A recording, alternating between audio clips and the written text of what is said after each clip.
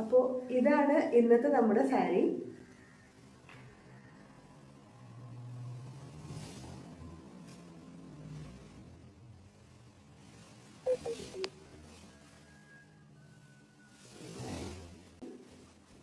ഇത് കുറച്ചധികം വീതിയുള്ള ബോർഡറും കുറച്ച് സ്റ്റോൺ വർക്കൊക്കെ ആയിട്ട് വരുന്ന ടൈപ്പ് സാരിയാണ്. അപ്പോൾ ഇതെങ്ങനെയാണ് നമുക്കൊന്ന് ഈസി ആയിട്ട് ഡ്രേപ്പ് ചെയ്തെടുക്കാമെന്ന് നോക്കാം. കുറച്ചധികം സ്റ്റിഫ്നെസ് ഉള്ള ഒരു മെറ്റീരിയലാണ്, പെട്ടെന്ന് ഉടുത്തെടുക്കാൻ ബുദ്ധിമുട്ടാണ്. അപ്പോൾ ഞാൻ മുന്നേയുള്ള വീഡിയോസിലൊക്കെ പറഞ്ഞിട്ടുണ്ടായിരുന്നു, നമുക്ക് ഇതുപോലെ ഹെവി ആയിട്ട് വരുന്ന സാരികൾ പെട്ടെന്ന് ഉടുത്തെടുക്കാൻ വേണ്ടിയിട്ട് നമ്മൾ തലേ ദിവസം തന്നെ ലോവർ പ്ലീറ്റും അപ്പർ പ്ലീറ്റൊക്കെ എടുത്ത് വെക്കണം. എടുത്ത് വെച്ചിട്ട് പിൻ ചെയ്ത് അയൺ ചെയ്ത് ഉപയോഗിച്ച് കഴിഞ്ഞാൽ നമുക്ക് ഫംഗ്ഷനോ അല്ലെങ്കിൽ അത്യാവശ്യ കാര്യങ്ങളൊക്കെ പോകുമ്പോഴത്തേക്കും പെട്ടെന്ന് ഡ്രേപ്പ് ചെയ്തെടുക്കാൻ പറ്റും. ചെയ്തെടുക്കണം. മുകളിൽ ഉള്ള ഈ പ്ലീറ്റിൻ്റെ ഭാഗം അറേഞ്ച് ചെയ്തെടുത്ത് വേണം വരാൻ. താഴെ അറ്റം വരെ ഒരേപോലെ ഒരേ രീതിയിൽ പിടിച്ച് ഒതുക്കിയെടുക്കുക.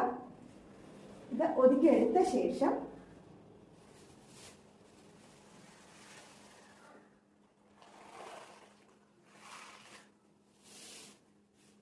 ഈ പ്ലീറ്റും ഇതെല്ലാം കൂടെ ഒരുമിച്ച് പിടിച്ചിട്ട് ഒന്ന് ട്വിസ്റ്റ് ചെയ്യണം. ട്വിസ്റ്റ് ചെയ്ത ശേഷം വിടുക. വിട്ട ശേഷം നമുക്ക് നോക്കിക്കഴിഞ്ഞ് കഴിഞ്ഞാൽ ഇത് ഇവിടെ നമ്മൾ പിൻ ചെയ്ത് അതേ പൊസിഷനിൽ തന്നെ നമുക്ക് താഴെ വരെയും കിട്ടും. അപ്പർ പ്ലേറ്റ് ഒന്നുകൂടെ ഒന്ന് അറേഞ്ച് ചെയ്യാം.